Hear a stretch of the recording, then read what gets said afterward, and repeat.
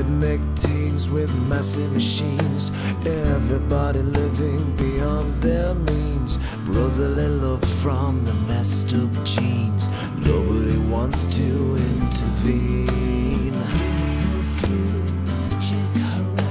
The billboard screams. Hi everyone, and welcome to the Thai Yoga Center here on Thursday, April 30th. I'm Dr. Anthony B. James. I'm the Dean and Director of the Thai Yoga Center as well as the SomaVeda College of Natural Medicine. Today I've got a really interesting topic that I've been wanting to go into more detail, especially for those of you who are going to be looking at these lessons at home on Thai Yoga, traditional Thai Yoga Ayurveda, SomaVeda Thai Yoga Ayurveda. Now, I've written a book that's a textbook that we use in class. This is available on Amazon. It's called What is SomaVeda Thai Yoga Ayurveda? And the subtitle is 49 Systems of Self-Healing or Self-Expression and Healing. 49 Systems of Self-Expression and Healing. There's a image of the cover that's in front of you right now. And I'm not going to go over every single thing that's in the book because, of course, what I'd really like you to do is to get a copy of the book. Of course, if you come to a live program, it's one of the included textbooks. But that if you're not in one of our programs, that if you find this interesting, that you would get a copy of this book and you would go through it yourself. It's a small book, it's not a huge book, but it has an incredible amount of documentary evidence, but also useful information on the practice of Thai Yoga, or practices, as I'm going to get into here in just a little bit. But we call this, the whole name of the system is SomaVeda Integrated Traditional Therapies. SomaVeda Integrated Traditional Therapies. And you're going to see what I mean by integrated traditional therapies. There are some naive and maybe not well educated people on the internet and other places that say they do Thai Yoga therapy, and pretty much if you listen to them or look at what they're doing, all they're doing is stretching or taking people in and out of yoga postures, maybe in a particular order and sequence, but that's pretty much it. And I want to say that is the hugest disservice to what is traditional Thai Yoga therapy, because it is actually part of a holistic and comprehensive system of traditional medicine. It is an indigenous system of traditional medicine for the whole person, spirit, mind, and body. And so unless all of these aspects are addressed in the practice that you're seeing, then it's actually, in my opinion, as an Ajahn and master in Thai traditional medicine and Thai traditional yoga therapy, in my opinion, it's not holistic, it's not traditional, and you can't claim all the benefits of Thai yoga from a physical, mental, emotional, or spiritual point of view if you don't do the comprehensive practice. Of course, we teach that here at the Thai Yoga Center, and also with certified SomaVeda Thai Yoga teachers around the country. But at least it's a good starting point. And if you can't get to a live class, for sure, check out our classes at Learn Thai Yoga on teachable.com. Okay? Now, before we even get started, I want to read this quote from the Buddha by one of my former teachers, Pa Kru Piyadasi Thera. Man must himself rise and open the portals that give upon liberty, and neither are those portals locked and the keys in possession of someone from whom they must be obtained by prayer and entreaty.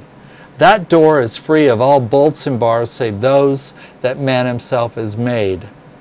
Traditional Ayurveda in Thailand, and I want to say this is true for classical Indian Ayurveda and classical Balinese Ayurveda and classical Tibetan Ayurveda, is about liberation from suffering and to empower people to be able to have a functional and productive life that they are in control of versus someone else, perhaps a medical authority. Now, we're going to skip a lot of the intro stuff you see here listed. What is Thai Yoga? I hope you've done at least the most basic courses so that you have an idea of what we mean when we say Thai Yoga therapy. But we're going to skip over to the 49 systems of SomaVeda Thai Yoga. So you're going to find out that from my point of view and from a traditional point of view, there's not one Thai Yoga. There's at least, I'm listing here 49, and actually I could list probably another 49 if I applied myself to it. And maybe I'll do that in the future, and that'll be subject of future book and video in the future. But you can see right here from this list that we're going to touch some bases that if all you've received is an entry-level Thai Yoga therapy type of session, or a repetitious type of session from an entry-level educated practitioner, I don't care how many sessions they've done, and you would have no suspicion of these applications. I'm hoping to clear that up today. So let's skip over, I think it's page 15. And yes, I wrote this book, it's page 16, so maybe I should know better than I do, but you know, I just can't remember everything. It's why I use PDFs, and why I write books is documentation, so I can come back and look at these things. One thing I want you to understand is a concept in pathology that we term biopathy. It's a scientific term. It's a contracture of the organism's matrix, and TPB, emphasizing sympathetic nervous action dominance and activity, i.e. sympathetic atonia. Okay, let me say it again. Biopathy is a contracture of the organism's matrix. And the TPB, that's short for tangible physical body. I get tired of saying tangible physical body. To differentiate between, we have a tangible physical body, and then we have an energetic body, electromagnetic, quantum, photonic, and all of that together, chi, ki, sen, prana, etc., etc. We call all of that the matrix body. So really, I'm already creating a duality, like a yin and yang differentiation in the transformational, the human biologic transformational apparatus, which is what these create when they're put together. But it emphasizes sympathetic nervous action dominance and activity, and the simple way of saying that is called sympathetic atonia. Now, what are and I want to say this, why am I emphasizing what is biopathy? The reason I'm emphasizing what is biopathy is because from a traditional point of view, this is the #1 indication of imbalance in the system, whether it's the energy system or whether it's the physical system, the mental system, the emotional system, or the spiritual system. So what are the symptoms of biopathy? Because if you can recognize the symptoms of biopathy, already you're performing a type of assessment or a type of evaluation. Psyche symptoms, and by psyche I mean the correlation between mind and emotion, mental health, psychological health, psychiatric health, are negative fear, phobia, anxiety, general loss of conscious control of mental and emotional control, and a spiral of deterioration, emphasizing general loss of conscious control. So it's not just that it's a negative fear, it's a negative fear that you have no conscious control of, or little or less conscious control of. It's not just that it's a phobia or that it's phobic, it's a phobia that you have no control over. Mental, emotional control, and a spiral of deterioration, which means maybe in the past it wasn't so bad and it has been growing, or it is not, it's in less control now than it was at some time in the past. Concentric movement and rigidity of physical and or postural attitude. Concentric movement and rigidity of physical and or postural attitude. Okay, concentric means spiral in, eccentric means spiral out. So inclination for movements to be in progressively smaller range of motion, for example, or posture which is becoming compressed. And you've seen this. You looked at yourself 10 years ago in the mirror, you look at yourself today and it looks like you're caved in. Okay, that's a symptom of biopathy. Stiffness and flexibility of mind and mental process. So not just rigidity of the physical body, but stiffness and flexibility of mind and mental process, reflexive conditioning, and progressive submission to negative and increasingly negative thoughts and thought patterns.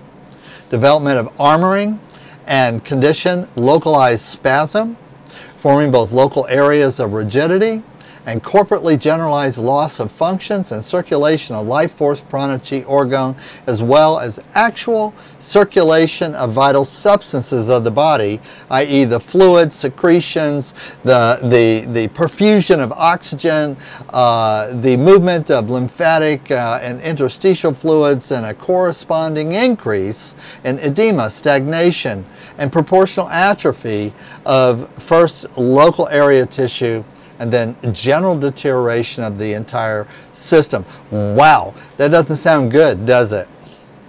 Doesn't sound good. And I also want to just add to that list, I did mention edema, but generalized inflammation. So a symptom of biopathy can also be inflammation. E, energetically, may be evidenced by imbalance and discord in the matrix or energetic body, as seen in discord in dosha, chakra, sen, nadi, lom, and marma. And so we'd also say meridians. The Hawaiians would say huna cords. Okay, hyper or hyposensitivity of lom, acupoints, marma lines, nadi, and sen. And so, in other words, if you want to say the energetic circulatory system and the key points of alignment on the energetic circulatory system, we look at that in other classes. We chart the sen lines, meridian charts, acu charts, lom charts, but either hyper or hyposensitivity of lom. So, for example, this is a lom right here in the corner of my shoulder here. We also know that this point can relate to reversing negativity or psychological reversal in emotional health and well-being, but it also has to do with the respiratory function and correlation with the immune system. So if this point, for example, is excessively sensitive, or if I push in, you should feel an ache right here, and if you don't, you're really pushing hard and you're working in here and you don't feel sensitivity or ache, either way, that's an indication of imbalance in that point. I'm not going to say what that means right now. I'm just saying hyper or hyposensitivity in lom. That's a lom. It's also an acupoint. Lung 1 and lung 2, actually. Okay?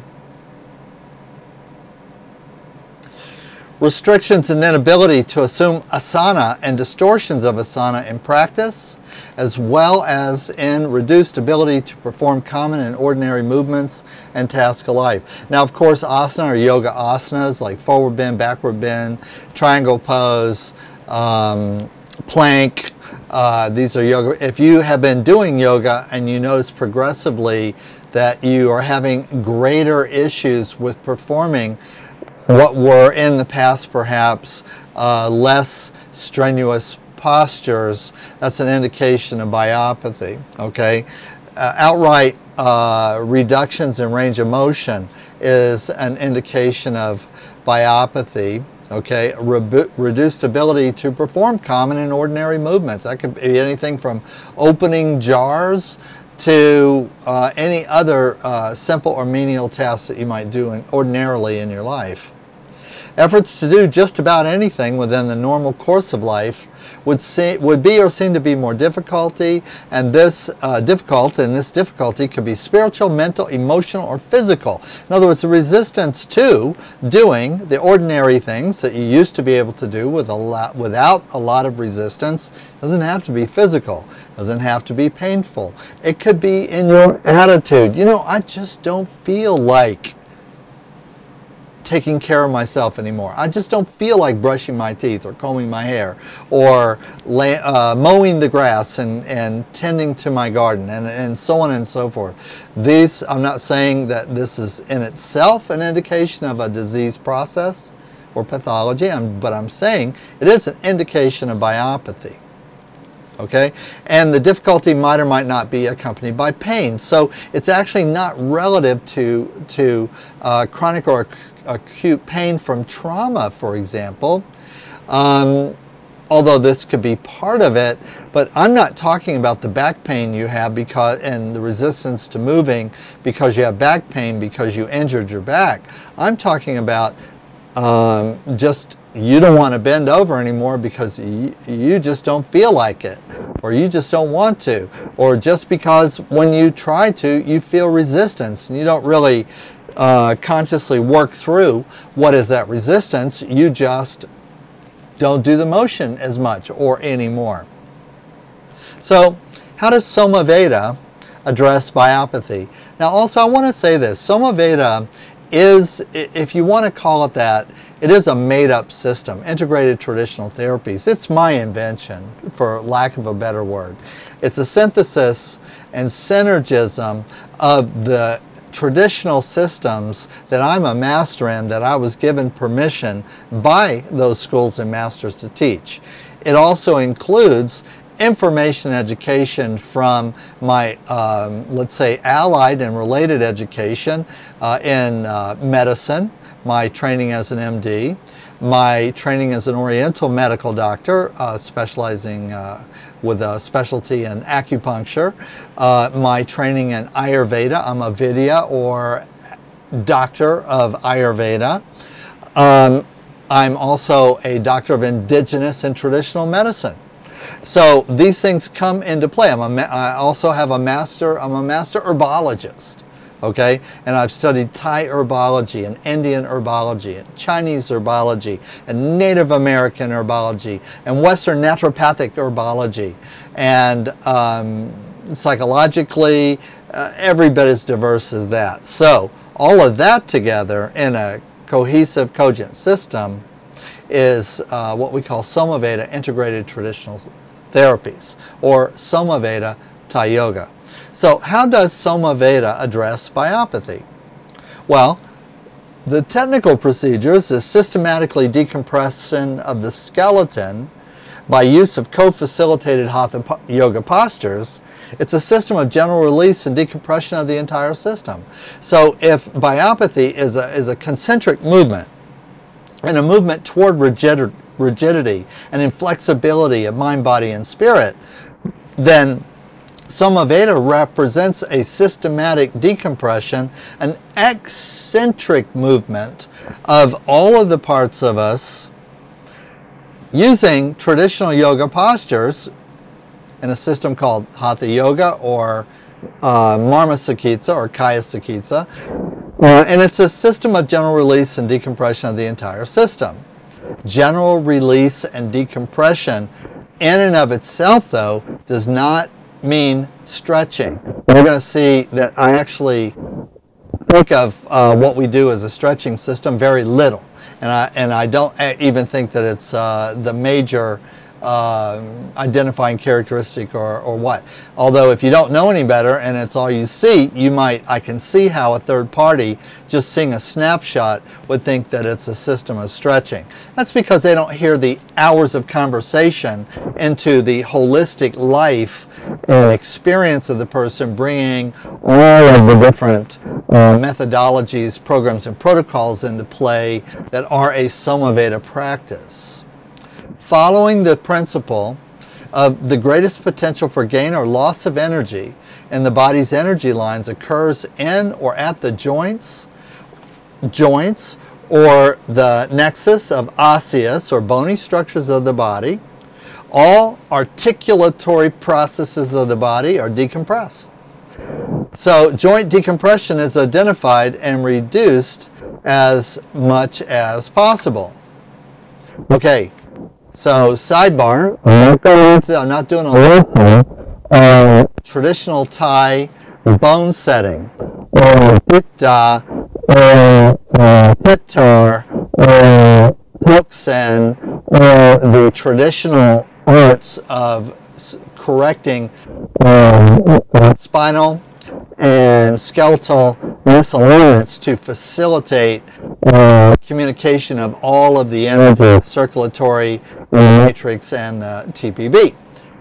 I'm not going to do that, but I'm going to tell you that we are the original bone setters. So we actually believe that we are where arts like orthopedics and chiropractic actually originated, and we've got a lot of documentation, a lot of evidence to support that, aside from the fact that since our practice of this is thousands of years older than chiropractic or orthopedics, thousands of continuous use, thousands of years, hundreds or tens of millions and even billions of people being exposed to it over thousands of years, it's more likely than not that the ancient system is the origin of modern knockoffs. Okay? Well, I don't mean to be disparaging, I'm just saying from an anthropology point of view, it's the most likely choice. Well, SomaVeda additionally avoids counter-contracture or resistance to decompression technique and methodology by using non-ballistic, passive, assisted, or facilitated range of motion and compressive technique. Okay? So, because we're using non-ballistic, in other words, we're not throwing people, we're not hurting people, well, more than incidental to just their being alive in the space that we're working in. It's passive and assisted or co-facilitated range of motion.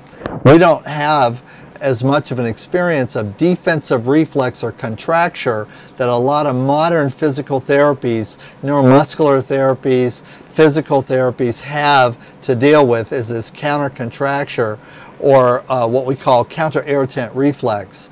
Even though in some cases counter-irritant reflex response might be helpful as an analgesia, but we don't want to, we're not trying to cause that in every case. It's incidental.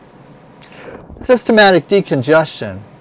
It reduces apparent or hidden inflammation with broad, deep compression and specific pressure to identifiable target regions of inflammation. Okay?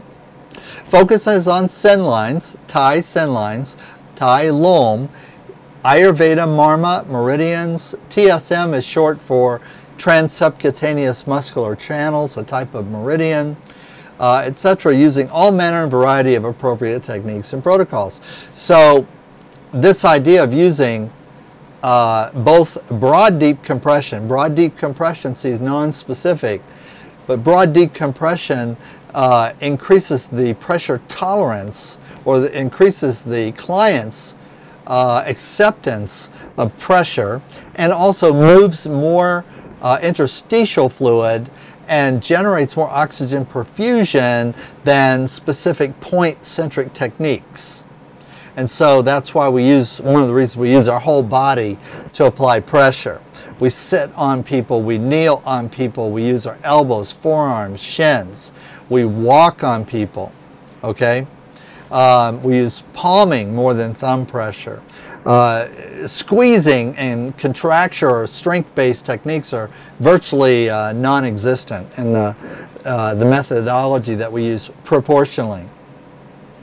SomaVeda generates a reduction in both apparent and hidden inflammations, edema, and all unusual or pathological swellings, and areas of fluid retention with non-specific general release techniques such as holding, inversions, rocking, coupled with pranayama, that's focused deep breathing.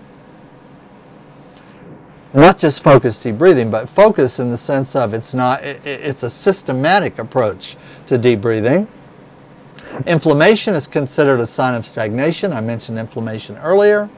Of attitude and energy not just fluid. So if you're puffy, your attitude is puffy too. That's our premise. And so we can either go after the puffiness or the inflammatory response in the body, or we can also through literally pranayama and meditative style, yoga style access techniques, we can approach the puffiness, if you will, the stagnation of attitude and energy in the mind and in the heart and in the emotions as well. We can also tap on them.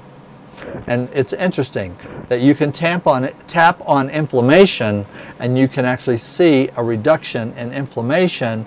And some people would say, oh, Dr. James, that's a placebo effect. And Dr. James would go, oh, I don't care. I don't care. It's carved in stone. It's one of the 400 years in Wat Ampawah in southern Thailand, where they're treating inflammatory disease and syndromes and conditions by tapping on the body, tapping on points on the body. Okay? There's a lot of reasons why we think scientifically or physiologically that this works, but in my opinion, it doesn't really matter so much. I want to say this too. Everyone wants to come back and say, well, where's the science? Where are the clinical trials, you know, that prove that what you're saying is true?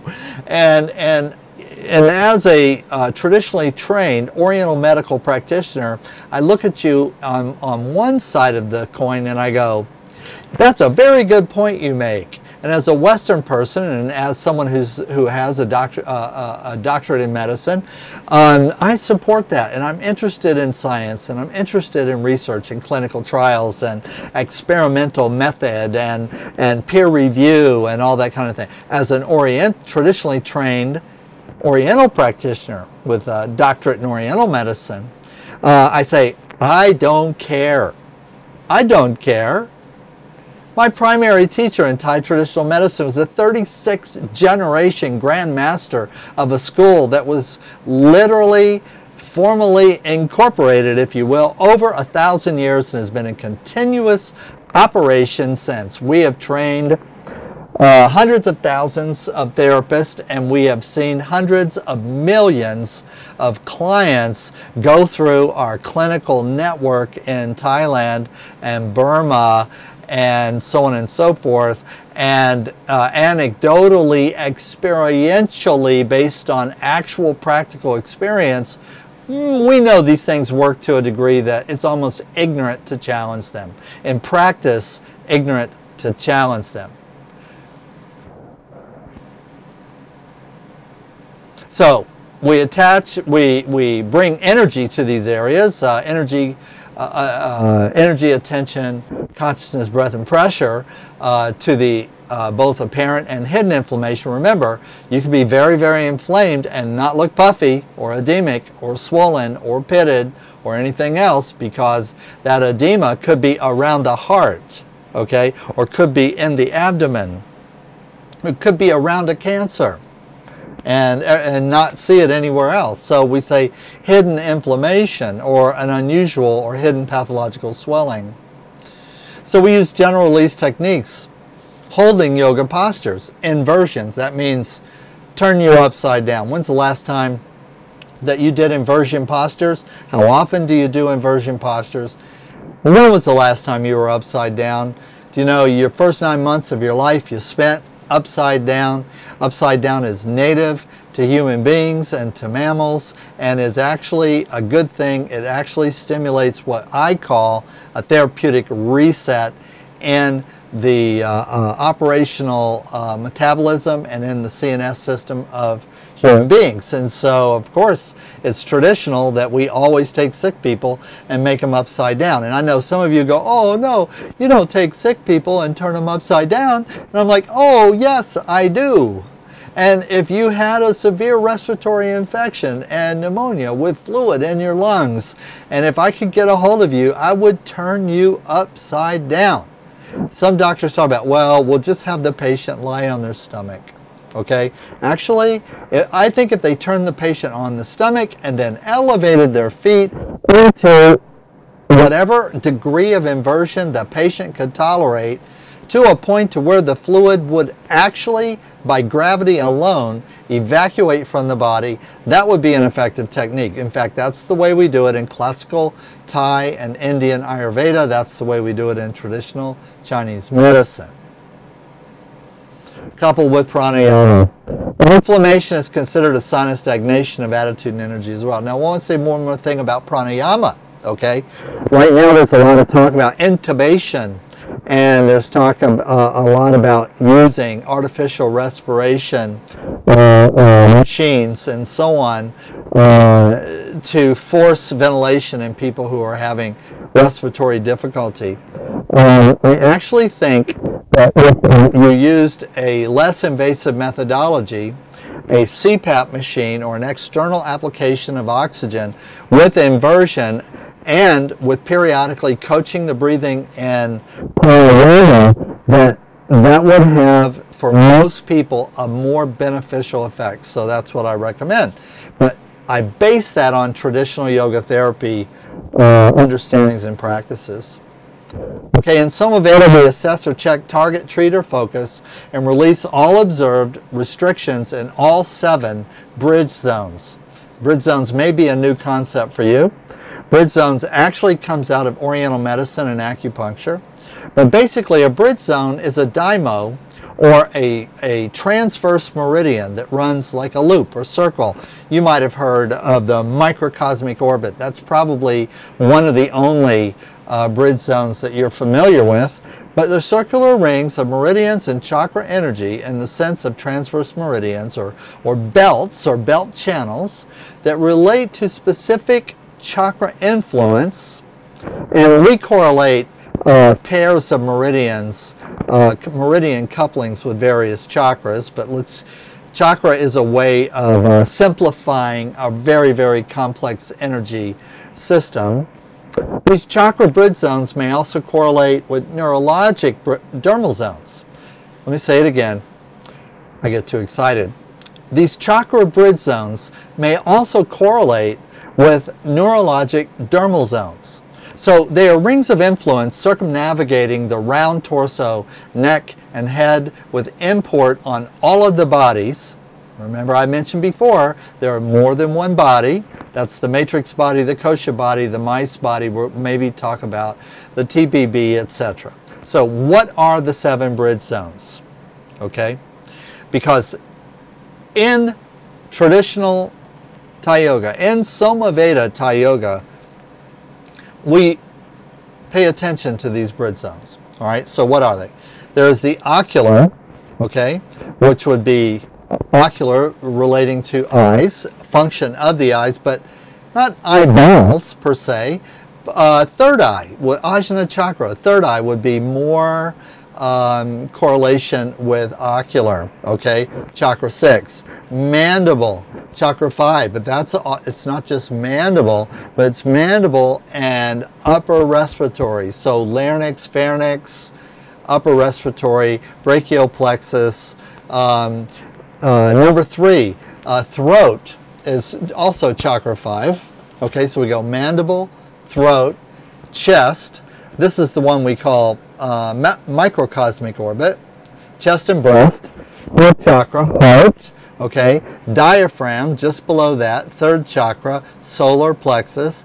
Abdomen, that's mid-abdomen, the widest natural part of the abdomen. Also, generally a circle through the navel. And the pelvic bridge zone, which is the earth bridge zone, or the 1st chakra bridge zone, chakra 1. Since all healthy processes depend on exchange of prana, air, vital life force, chi, ki, orgone, mana, etc., SomaVeda Thai therapy promotes breath and consciousness of breath throughout, focuses the breath on any obvious stagnant or stuck areas, and coaches and directs the breathing in such a way as to support expressive movement in all of the zones in turn. This SomaVeda zone therapy is like a combination lock. Beginning with zone 1, release it before moving on to zone 7. Okay? if you look at the way the traditional vinyasa or therapeutic flows are organized from the level 1 flow to the level 2 flow, the Ayurvedic Thai Yoga flows, the 7 flows, and their emphasis, you'll notice that they all begin really with a pelvic emphasis. Energy going to or from the pelvis. And then in rotation through the traditional 5 attitudes, energy is eventually brought to all the bridge zones from 7 to 1.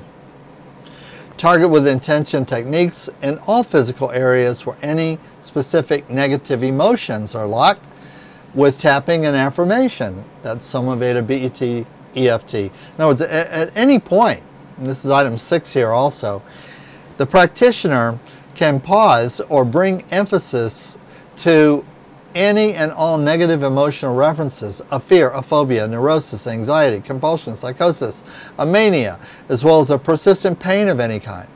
We believe that the cause of all negative emotions is a disruption in the body's energy system.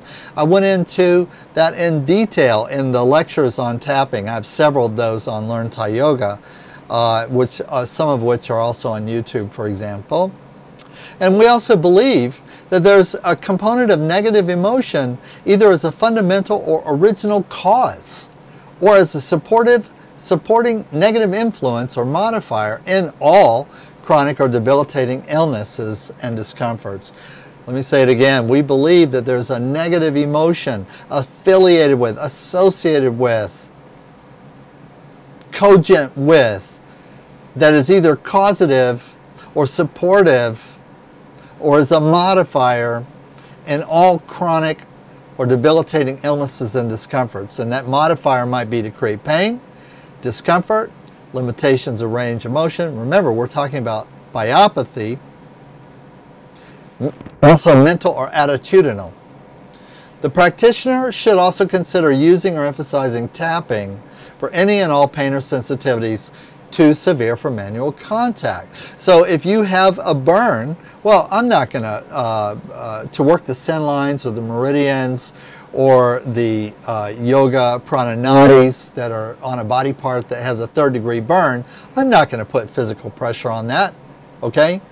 But I may find another part of the body where I can relate an issue to, and I will tap on that.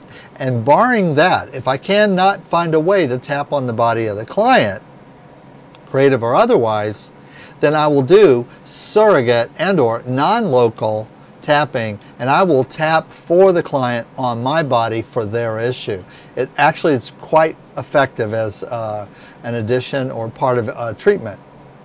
If you're a practitioner, heads up, hopefully this is a reminder for you. If you don't know that there's an emotional component in all imbalances, whether they're energetic, physiological, psychological, or emotional, well, God bless, and now you do, and start bringing your consciousness to bear on that as part of what you're trying to balance with your client. Allow and encourage the client to engage in free association of expression of feelings and imagery, especially any of which gives focus or targets restricted areas or patterns of contraction or inhibition. And guided meditation, ritual ceremonies such as sweat lodge, drumming can be utilized to enhance this expression and association. Yes, we use Native American medicine as a gateway, a doorway, a facilitation of associations of expression of feelings and imagery that relate to issues, especially, for example, it's especially effective, for example, for PTSD. There's actually some research that supports this in practice. But aren't we all a little bit PTSD? I know soldiers are special, even myself, I'm ex-military, and we think we're special in some ways. But the truth, and maybe that is true, but in other ways, I know private persons who've never been in the military that have a history of such horrible trauma that if you knew about it, you'd say there should be a Lifetime movie made about it. It's so crazy traumatic and they weren't in the military. So many people suffer from PTSD. Hurricane survivors have PTSD. Tornado survivors have PTSD. Flood survivors have PTSD. Divorce survivors have PTSD. I used to describe myself as a survivor of the divorce wars. I don't do that anymore. Why? Because I got therapy and I worked through most of my issues. Not all of them, because, you know, some rivers run deep, but most of them. And so I'm now able to function more productively in relationships.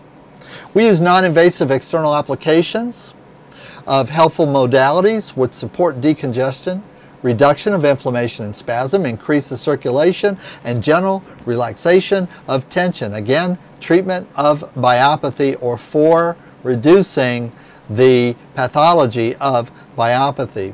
Use of resistance work and or co-facilitation to bring or increase awareness to any areas where synesthesia or lack of communication is apparent. So it's not enough to treat diabetes or the blood sugar aspect of diabetes or the insulin aspect of diabetes or the metabolic X syndrome aspect of diabetes or the obesity aspect and complication of diabetes or the comorbidity of heart disease and diabetes or cancer and diabetes. Okay, it's not enough, okay? What we want to also do is see decongestion and reduction of inflammation and spasm, and we also want to look at treating synesthesia or the lack of communication or the lack of communication is apparent. Synesthesia, that's that pins and needles, numbness and tingling. That's where you have the inflammation and you're starting to either lose, have less feeling than you should, wrong feeling that is appropriate, or less than full feeling that you should have in the body part or especially in the extremities. Traditional Thai yoga is unbelievably powerful for treating neuralgias, synesthesias, paresthesias, numbness and tingling, and that are coupled with inflammatory degradation and deterioration of atrophy of extremities due to diabetes. So even if the blood sugar is the same, if we handle that, person is better. And maybe their attitude can be improved to the point that they will have the gumption and take on the positivity and the motive to take command of their diabetes, radically change their diet, lifestyle, start working out, get on a primarily plant-based diet, start doing the supplements they need to do, and for themselves cure that diabetes in 60 or 90 days. So going through a SomaVeda protocol might be the gateway or the drug to get that person who a year from now may be having their toes amputated off of that train or off of that track completely. We use non-invasive external applications of helpful modalities which support decongestion, reduction of inflammation, spasm, which also increase circulation and increase general relaxation of tension. Now, these external applications could be light, could be sound, could be vibration, could be herbal, could be tools. We have SomaVeda tailored, tool-assisted energy line release technologies, like Toxin, for example, or Ligin, or Paida, or Mai Pa Phun, or Dui Mai, or, you know, in other words, we have many different external modalities that are non-invasive. So it's not just hands-on. In fact, you can do SomaVeda sessions and pretty much not ever actually have to touch the client with your hands if that's not what's indicated as a treatment protocol. We do resistance work and co-facilitation to bring or increase awareness to any areas where synesthesia and communication are lack of apparent. I want to go over that again because resistance work is co-facilitation. We engage the client in being a cooperative partner in the remediation that we are corporately and that we are doing as a community. We're not doing this as a treatment. This is not a secular treatment where I fix you like a Western medical doctor or allopath will claim to do, since it's primarily a religious therapeutic and a spiritual practice that healing is our sacerdotal duty, that we are engaging the whole person. And the first way of engaging the whole person is to engage them as a member of a community, and that they are a partner in everything that's going down. We use detoxification as appropriate to reduce or to remove and diminish the effects of stored toxins or allergens in the body. We've got a lot of different strategies for this. Panchakarma regimens, which come from the Thai Ayurveda, are indicated in these cases. Panchakarma, pancha, 5, karmas, 5 evils, stimulates the immune system and reduces the inhibitory effect of the toxins in the body. See, toxins in the body inhibit processes.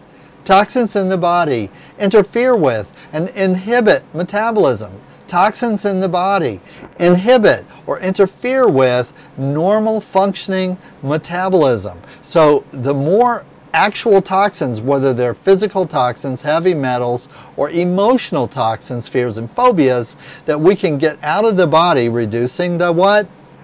The myopathy, okay? We see stimulation of the immune system, reducing the inhibitory effect of the toxins. Even toxins which are mobilized and are beginning to move out of the system begins to function better, more efficiently, with a heightened immune system response immediately. And this lasts for hours and days in many cases. This reduces the inflammatory process supported or even caused by the toxins stored in the tissues. Herbal detox, far infrared sauna, light therapies, as well as chelation may be good adjuncts to treatments. That also I want to include vibration, shaking, shake, rattle, and roll. Shake, rattle, and roll. Also, sidebar, anything that moves lymph will reduce toxic burden and increase happiness and well-being. Bouncing is happy. So we do a lot of bouncing, rocking, rolling in traditional Thai work. Now, if we add in corrective nutrition or diet and promotion of healthy eating, lifestyle. See, eating's a lifestyle. By emphasizing a plant-based diet is appropriate for the body type or dosha imbalance, vata, pitta, or kapha, or metabolic type, protein, carb, fat, or blood type, etc. But if we emphasize an appropriate diet for the person, whether it's a keto diet, whether it's a plant-based diet, whether it is, Gerson nutritional protocol, whether it's Dr. Wu's blended juicing protocol for cancer, or whatever it might be, okay, it's a lifestyle choice. It's not a treatment. And that requires education. That's why we do programs and not sessions. Specific use of physical, mental, emotional, and spiritual or psychic techniques of any kind, whatever comes to mind while we're working, as long as it causes no harm. We're following principles of ahimsa, and as long as this insight, this psychic insight as to what is a good way to connect with you, to get you where you need to be as far as a result and a movement toward wellness, happiness, and functionality, we will use those to correct or restore high functioning, equilibrium to the client. No matter what the methods or combinations of methods or tools are selected, it's very important that they remain essentially non-drug based, non-surgical based, natural, holistic, non-harmful, non-injurious to both the client and the healer alike. And I want to say that you can justify a sacred and or a religious approach in the application of them. Now, of course, as a Native American elder, medicine is a humongous part, a major part, a super important part of my religious practice. Okay?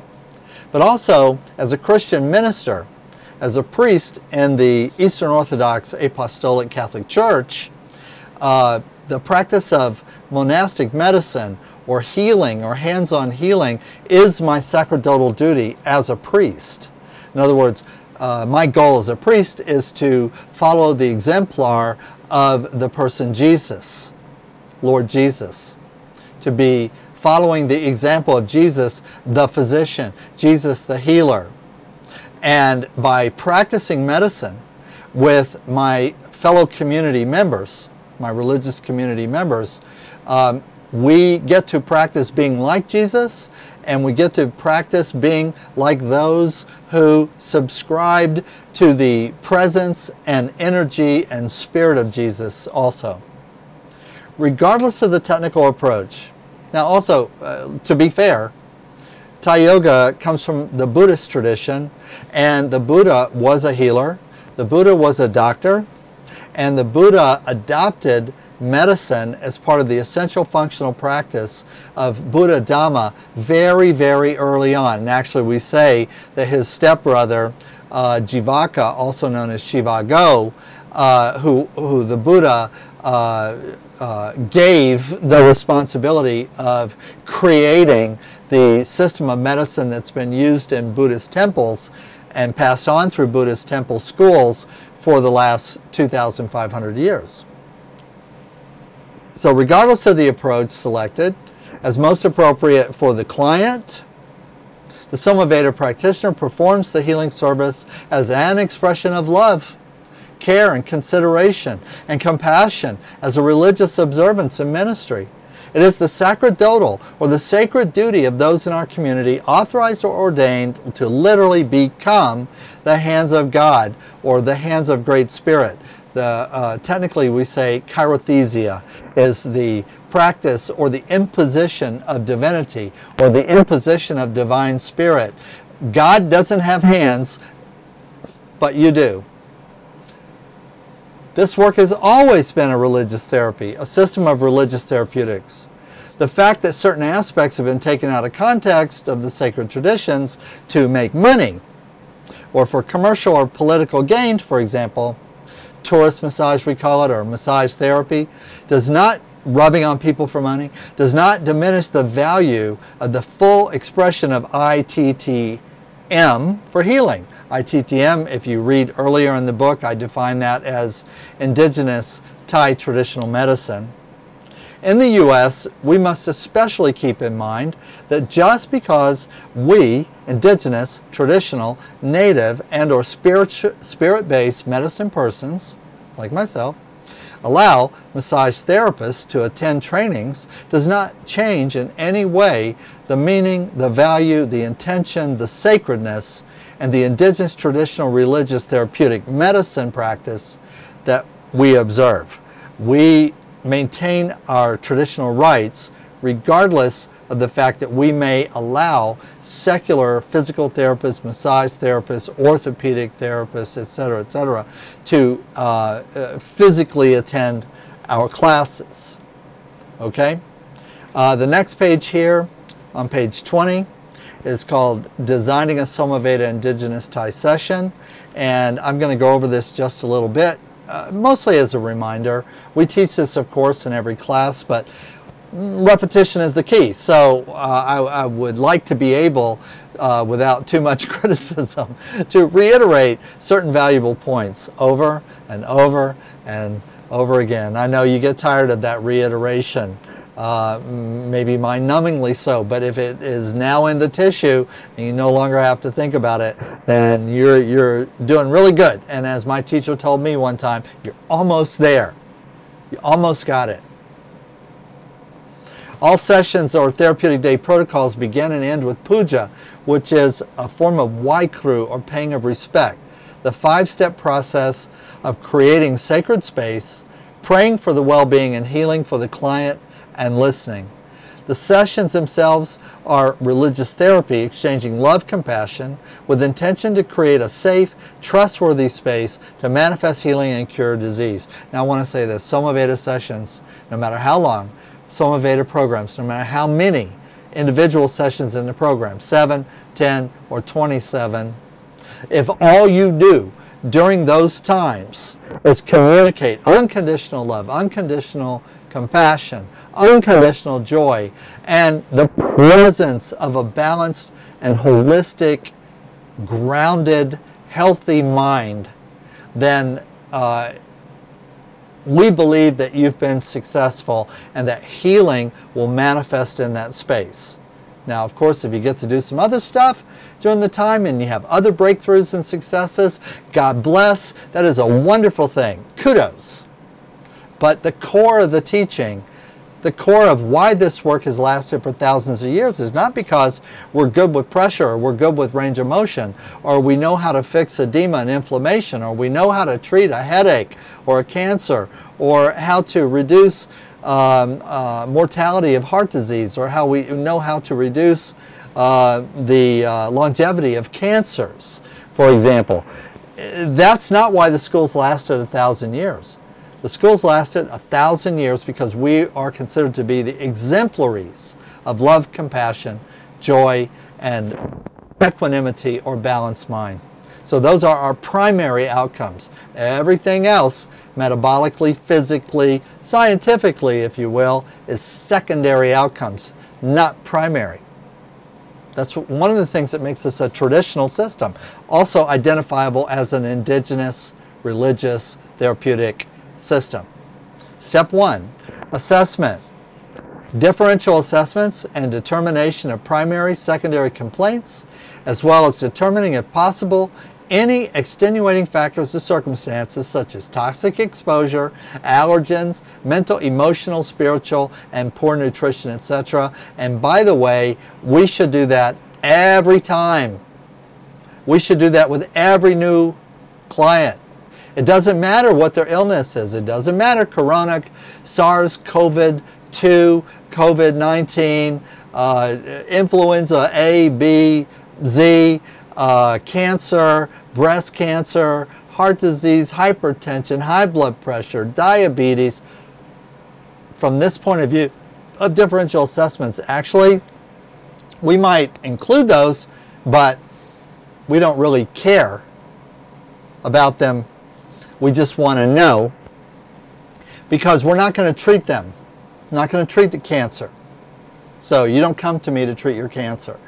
You don't come to me to treat your corona exposure. You don't come to me to treat diabetes. What you come to me for is to help you to be well, which means I have to learn more about you. I have to take the time to do that. And then whatever I'm going to do with you is going to be in the context of all of you, the things you need and the things you don't need. So that's step number 1. Step number 2, determining appropriate treatment application and strategy, literally what to do now or first or second. And we progressively, as we go through the program, we get better at that. Step number 3, we do the therapeutic day treatment program and apply the strategies. SomaVeda is based on a minimum of a 7-session, 7-day protocol. So that is actually, after assessment, that's the first thing we're going to get into, is 7 individual sessions, 7 days, doing 7 different program emphasis, which give us opportunities to see and to emphasize, both to understand and to treat a different aspect of the client's well-being. So, step number 3, organize that therapeutic day treatment program. Step number 4, reassess and measure responses and outcomes. We're a competency-based system, which means we adjust or adapt what we do based on responses and outcomes. So you have to reassess to do that.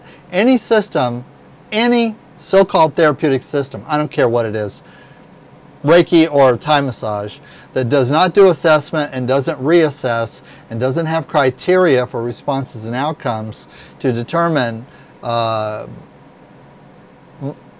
qualifications of the therapeutic process, cannot be called medicine or clinical. Cannot be called clinical for sure.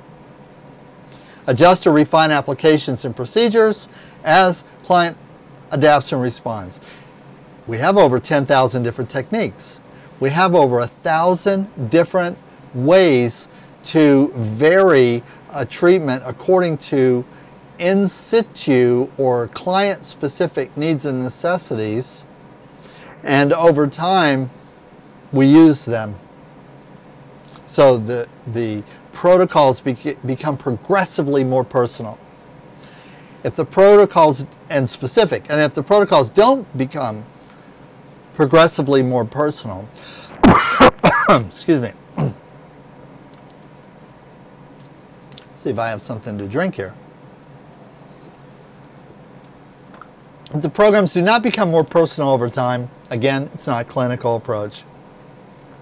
We coach and apply SomaVeda BET EFT protocols, energy psychology protocols, for releasing and balancing the imbalances and conditions either caused or supported by chronic negative emotional patterns. Old, unresolved, negative emotional issues, or what I like to call NEMOs, because I get tired of saying old, unresolved, negative emotional issues. Remember, our declaration statement about this was the cause of all negative emotions is a disruption in the body's energy system. Everybody has negative emotions. There are chronic aberrations of negativity and emotions associated with every chronic illness or disease or accident or trauma that you can name. There's no injury, disease, accident, or trauma that you can name that doesn't have a corresponding negative emotional issue. And the psychology and the distortions of psychology and mental function and emotion that go with them, no matter how subtle they might be. In other words, you may be high functioning, and so you've got your chronic illness, your PTSD, your old unresolved injury, your diabetes, your cancer, and you seem pretty chipper. Okay, you're high functioning. But those issues are still causing disruptions, distortions in the way you think. Now, if you want to think clearly, you never want to think more clearly than when you're ill.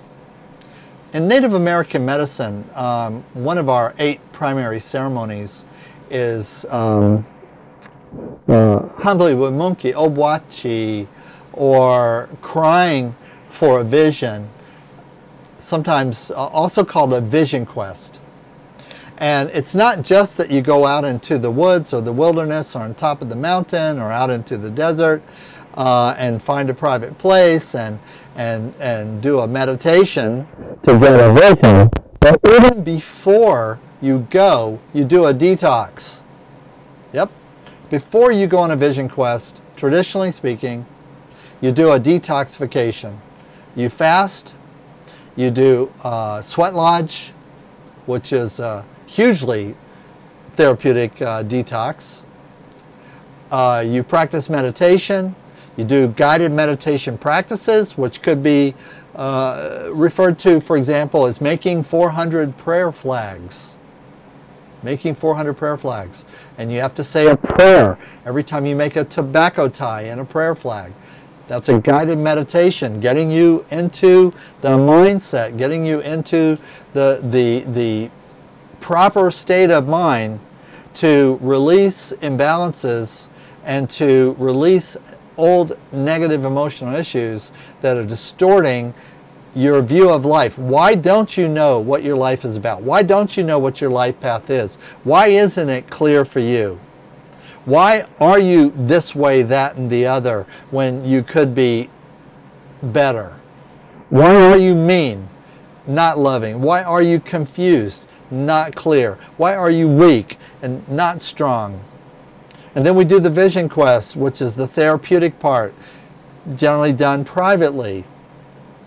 And then after that we do another detox.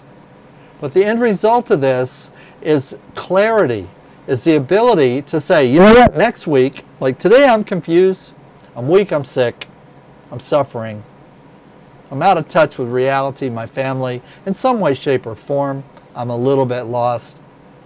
And I want to be not that way by Sunday next week, or by Sunday a month from now, because maybe I have a lot of preparation to do. Depends on who's coaching me, what medicine man or woman I'm working with. And here's the thing, predictably we can do that. I see one of my lights just went out, so I'm going to wrap it up. That's what it tells me. So we handle this with our BET, EFT, and emotional psychology protocol. We consider strategies for maintenance and long-term monitoring if necessary. We complete therapeutic processes when either successful outcomes manifest or the homeodynamic status and return to wellness and greater health and functionality is sustainable. In other words, you're well enough, you passed on, or you're done for now. All right, I'm going to come back on page 21 and 22 and move on to the 49 systems starting in the next video. I want to say thank you for your attention. What a roller coaster this is. I hope that you're getting a little bit excited about what is SomaVeda. Do read the preface and the introductory words and definitions and history and so on and so forth in the beginning of the textbook. Do DM me or message me or comment me your questions, thoughts, observations. But mostly take it to heart and practice. Okay? Thank you very much, and see you in part 2 on the What is Thai Yoga video series. Have a great day.